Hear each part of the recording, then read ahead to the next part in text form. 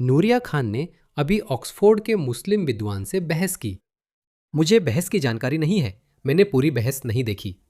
मैंने नूरिया खान से बात की। उन्होंने बताया कि उस मुस्लिम विद्वान ने इस्लाम को पूरी तरह नष्ट कर दिया। उसने इसे नष्ट कर दिया। ट्रेलर देखिए। बहस डैन रूडन के चैनल पर थी। शायद ये कुछ दिनों में आ जाएगी। जब तक आप ये वीडियो देखेंगे तब तक शायद ये पहले ही आ चुकी हो। इसे जरूर देखें। मेरे जैसे पूर्व मुस्लिम जिन्होंने इस धर्म को छोड़ दिया है, उन्हें चुप रहना पड़ता है, क्योंकि हम सब जानते हैं कि मुख्य धारा के विद्वानों के अनुसार इस्लाम छोड़ने की सजा मौत है। मोहम्मद खुद ने हदीस में वो कह रहे हैं नहीं। ये क्या बकवास है? और वो जो उसने चेहरा बनाया था वो क्या था? मेरा मतलब है ये उन कुछ चीजों में से एक है जिनमें इस्लाम में बिल्कुल भी कोई अस्पष्टता नहीं है। इसे देखो, ये सुन्नन नसाई है, सही हदीस। अजूत, मेरे खुदा। अली कुछ अज़्द के लोगों के पास आए। मेरे खुदा, मैंने कभी ध्यान नहीं दिया। जो लोग नहीं जानते, अज़्द वे लोग हैं जो कथित तौर पर मुसलमानों के स्रोतों के अनुसार, और डेविड वुड ने इसे लोकप्रिय बनाया। अज़्द के लोग, उन्होंने पैगंबर मोहम्मद के साथ समलैंगिक संबंध बनाए थे। अब मैं यह नहीं कह रहा हूं, ये बात इस्लाम के स्रोत ही कह रहे हैं। ये किसी और दिन का विषय है, लेकिन अब सबके सामने है। राज खुल चुका है। हे भगवान, अब मुझे इसके बारे में बात करनी पड़ेगी। अब मुझे आपको ये हदीस दिखानी है। ये बहुत लंबी हदीस है। मैं आपको पूरी हदीस नहीं पढ़कर सुनाऊंगा। मैं सलाह दूंगा कि आप जाकर देखें। मैं भटकना नहीं चाहता। खैर, अब मूल हदीस पर लौटते हैं। अली कुछ अज़ुद के लोगों के पास आए जिन्होंने पैगंबर मोहम्मद के साथ सामूहिक यौन संबंध बनाए थे। जो मूर्तियों की पूजा करते थे वे पंजाब या सिंध क्षेत्र से थे और जला दिए गए। इब्ने अब्बास ने कहा, लेकिन अल्लाह के रसूल ने कहा, जो अपना धर्म बदलता है उसे मार दो। यह इक्रिमा से है, एक और स्रोत। जो भी अपना धर्म बदलता है उसे मार दो, उसे मार दो, उसे मार दो, उसे मार दो। तो जब मुर्तदों को मारने की बात आती है तो इसमें बिल्कुल भी कोई अस्पष्टता नहीं है। और यह विद्वान कह रहे हैं नहीं। मुझे नहीं पता उसे क्या हो गया है। आइए सुनते हैं कि ज़का नदीम इस पर क्या कहना चाहते हैं। अगर इस्लाम में, अगर धर्म में कोई ज़बरदस्ती नहीं है तो फिर आप मुर्तदों को क्यों मारते हैं? तो चलिए सुनते हैं कि इस भाई ज़का नदीम का इस बारे में क्या कहना है। स्पष्टीकरण।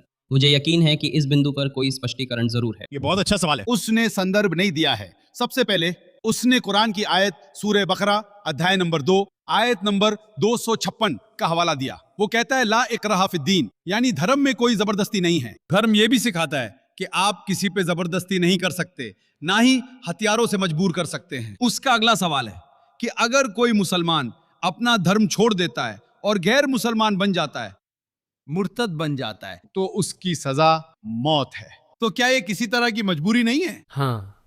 जवाब देने से पहले मैं ये कहना चाहूंगा कि हर देश का अपना कानून होता है, अपने नियम और कायदे होते हैं, और ज्यादातर देशों में देशद्रोह के लिए सबसे कड़ी सजाओं में से एक होती है। उदाहरण के लिए, अगर कोई व्यक्ति सेना में काम कर रहा है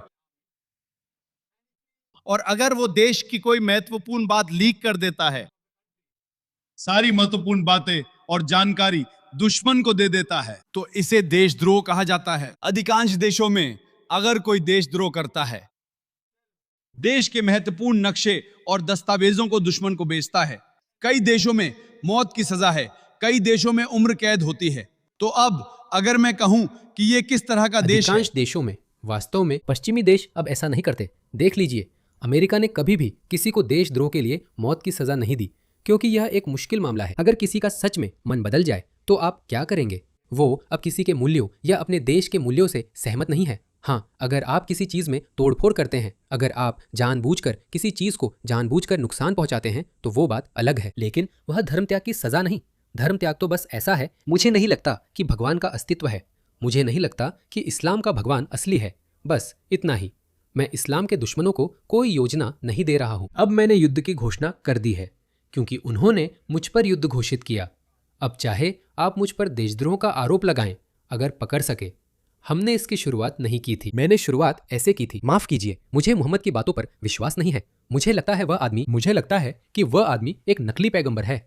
मेरा मतलब है, आप तो अपना मुंह भी बंद रखते हैं, फिर भी धर्म त्याग की सजा मौत है। ये तुलना गलत है।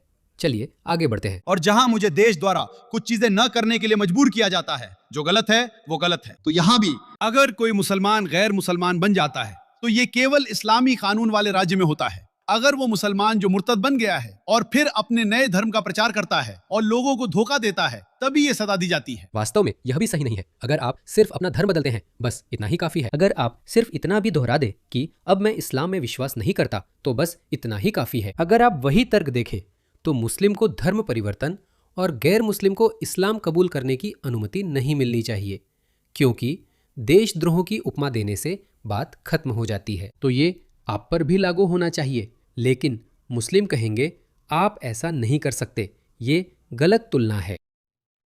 अपने धर्म के प्रति मन बदलना तोड़फोड़ के बराबर नहीं है, ये उससे मिलता जुलता नहीं है। खैर, मान लीजिए किसी स्कूल में अगर मैं एक शिक्षक नियुक्त करता हूं, गणित की शिक्षिका वो पढ़ा रही है कि 2 + 2 = 4 होता है, फिर अगले दिन वो पढ़ाती है कि 2 + 2 = 5 होता है, तो स्वाभाविक है मैं उसे अपने स्कूल में नहीं रखूंगा। उसी तरह इस्लामी राज्य में ऐसे मुर्तद की सजा मौत है। इसे जबरदस्ती नहीं कहा जाएगा, ये वो व्यक्ति होगा जो सच्चाई से भटककर झूठ की ओर चला गया है। लेकिन यही तो बात है, तुम बेवकूफ। हर कोई सोचता है कि उसकी सोच सही है। वो कह रहा है कि उसके हिसाब से 2 और 2 5 होना यानी भर्म त्यागी होना झूठ है, जबकि 2 और 2 4 होना यानी मुसलमान होना सच है। तुम बेवकूफ। हर कोई सोचता है कि उसका धर्म सही है। हे भगवान, देखो ये बकरियों के साथ गलत करने वाले लोग ये पश्चिम पर कब्जा करना चाहते हैं। ये पश्चिम पर कैसे कब्जा करेंगे? सिर्फ धोखे के जरिए दोस्तों। लेकिन किसी को बनाने की बात। काफी सुन लिया। नए साल की बहस पर लौटते हैं और जल्दी खत्म करते हैं। इस आदमी को देखिए तो ये झूठ बोल रहा है। मुझे नहीं पता इसके साथ क्या दिक्कत है। पाकिस्तानी मुस्लिम बलात्कार गिरोह, जिन्हें इस देश में हर जगह छुपाया गया है, इस पर कोई पर्दा नहीं है। आप इसे बुर्का कैसे और समझाएंगे? नकाब को कैसे समझाएंगे? औरत खुद इसे पहनना पसंद करती है। डॉक्टर रामसे, क्या आप सच में आज यहाँ बैठकर पूरी गंभीरता से कह सकते हैं कि इस्लाम शांति का धर्म है? इस्लाम का अर्थ शांति नहीं, बल्कि अल्लाह की इच्छा के आगे समर्पण है। वो बिल्कुल गलत है। ये बिल्कुल गलत है। इस्लाम का शाब्दिक अर्थ है अल्लाह के आगे समर्पण। यही इसका मतलब है। इस्लाम का अर्थ शांति नहीं है। यही बात है। ये बात गूगल और वो गूगल भी जानते हैं। देखो, अरबी शब्द इस्लाम का शाब्दिक अर्थ है समर्पण, आत्मसमर्पण या ईश्वर की इच्छा के आगे झुककर शांति प्राप्त करना। यही पर ये चालाकी करते हैं, शांति प्राप्त करना। असल में नहीं, ये नहीं है। इस्लाम का शाब्दिक अर्थ एक ही शब्द में है, समर्पण। इसका मतलब है समर्पण, अल्लाह के आगे समर्पण करो, बस यही है। और फिर ये पूरी तरह से समझ में आता है। इसमें कुछ भी गलत नहीं है।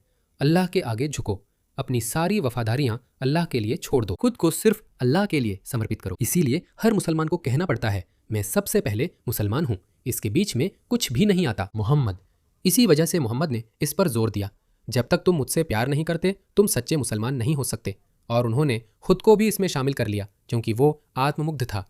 तुम्हें मुझसे और अल्लाह से अपने माता पिता, अपने बच्चों, अपनी दौलत और हर चीज़ से ज़्यादा प्यार करना है। एक मोमिन और अल्लाह के बीच कुछ नहीं होना चाहिए। यही इस्लाम है, यही उसका शाब्दिक अर्थ है।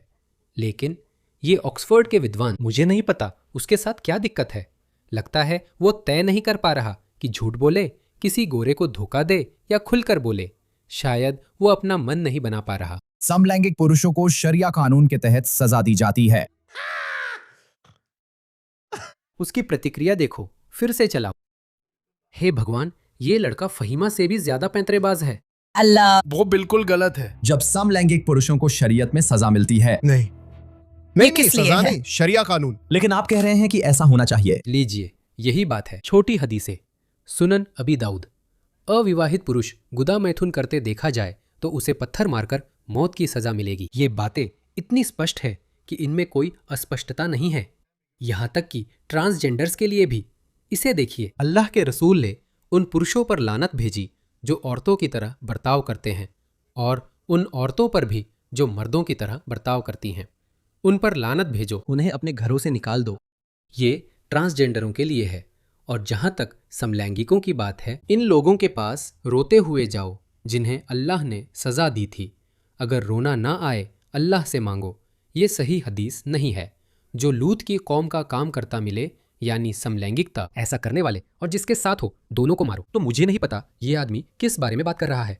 ये हर चीज के बारे में बेहिचक झूठ बोलता है। इस्लाम की आलोचना करना गैर कानूनी है। बिल्कुल। उसने सभी काले कुत्तों को मारने का आदेश दिया क्योंकि उससे लगा कि उनमें शैतान है। वो पूरी तरह से। जब वो कहती है कि ये औरतों की बात है, तो वो पूरी तरह से बकवास कर रही है। ये औरतों की बात है। ये बकवास है, ये औरतों की बात है। आखिरकार उसके भीतर का असली मुसलमान सामने आ ही गया, क्योंकि उसे उनमें शैतान लगा। ये सब बकवास है। उसने कहा ये औरतों की बातें हैं। औरतों की बातें। आपने अभी कहा कि नारियां औरतों की भाषा बोल रही थी। लोग कहेंगे औरतों की बातें का मैं उसे मतलब बदलवा शायद आपने लेता देखा। हूं। औरतों को नीचा दिखाना सिर्फ टीवी में आने के लिए या अन्य कारणों से आप सबका अपमान करते हैं। आपको इस पे क्या लगता है? वो आदमी ऑक्सफोर्ड यूनिवर्सिटी में स्कॉलर है, वो एक विद्वान है, वो वहाँ प्रोफेसर है। क्या आप लोग इस पर यकीन कर सकते हैं? ऑक्सफोर्ड में किस तरह के लोगों को नौकरी दी जाती है? ये वही लोग हैं जो नारीवाद पर भाषण देते और पश्चिमी समाज को आधुनिक बनाने में अहम थे। लेकिन इनकी दोहरी मानसिकता देखिए। क्या आप फिर से सुनना चाहेंगे? डार्क। क्या आपने अभी कहा कि नारियां औरतों की भाषा बोल रही थी? बिल्कुल। उसने सभी काले कुत्तों को मारने का आदेश दिया क्योंकि उसे लगा कि उनमें शैतान है। ये सब पूरी तरह से बकवास है जो कहती है। उसने कहा कि ये औरतों की बात है। औरतों की? क्या आपने कहा कि मैं औरतों की बातें कर रहा था? कुछ लोग कहेंगे कि इसका मतलब है कि शायद आप औरतों की बातों को अंतर बातें। समझते हैं। नहीं, इसमें कोई रणनीति नहीं है। मैं औरतों की भाषा बोल वो रहा बदल था और उनका चुका है। स्कोर मैं बता रहा था। बदलवा कुछ लोग दूंगा। कहेंगे नहीं। शायद आपने औरतों पर। क्योंकि तुम टीवी में आना चाहते हो, तुम सबका अपमान करते हो। तुम्हें क्या लगता? हे भगवान, मैं सच में गुस्से में हूँ। दोस्तों, देखो वो और लेफ्ट ऐसे लोगों का बचाव करता है। इस बात के बारे में कि मैं संवेदनशील बनने या मौके का फायदा उठाने की कोशिश नहीं कर रहा हूँ, लेकिन सच में मैं नूरिया खान ऐसी इंसान है जिन्हें मैं सच में बहुत मानता और सम्मान करता हूँ। और देखो, उसने उनके तर्क का जवाब देने के बजाय उन्हें बस नजरअंदाज कर दिया। बस कह दिया, हाँ ये तो औरतों की बातें हैं, तुम जानवर हो। हाल के वर्षों में पैगंबर मोहम्मद का मजाक उड़ाने वाले कार्टून दिखाने पर लोगों की हत्या हुई या नौकरी चली गई। लोगों का अपमान करना उन पर चाकू रखने से भी बुरा है। सच में? तो फिर मुझे तुम्हारे अंदर चाकू घोंपने दो। तुम्हें सिखाया जाता है कि पैगंबर मोहम्मद का अपमान करना लोगों को चाकू मारने से भी बुरा है। तुम्हें समझना चाहिए कि इसी वजह से इतने सारे इस्लामवादी लोगों को चाकू मारने जाते हैं। इसीलिए इतने सारे गैर मुस्लिम तुम लोगों को यहाँ से बाहर निकालना चाहते हैं। तो वो तुम्हें कुछ सच्चाई बता रहा है और फिर बाकी बातों में झूठ बोल रहा है। मुझे नहीं पता इस आदमी को क्या दिक्कत है। क्या तुम चाहते हो कि यूके इस्लामी देश बन जाए? तुम मुसलमानों को बदनाम नहीं कर सकते। तुम्हें कब लगता है ये देश का पहला धर्म कब बनेगा? बहुत जल्द। क्या आप किंग चार्ल्स से मिले? बिल्कुल। क्या आपको लगता है कि वो इस्लाम के समर्थक हैं? और आंख उसका क्षेत्र है, अच्छा पैसा, वो अच्छा आदमी है। मतलब ऐसे ही लोगों के साथ किंग चार्ल्स उठते बैठते हैं। ऐसे ही लोग हैं जिन्हें किंग चार्ल्स तुष्ट करते हैं और जिनकी चापलूसी करते हैं। यही लोग हैं जिनकी बात किंग चार्ल्स सुनते हैं। ऐसे लोग हैं। हर उससे जुड़े इंसान को शर्म आनी चाहिए। इसे देखिए, बहुत बढ़िया नूरिया खां, इस आदमी को बेनकाब करने के लिए।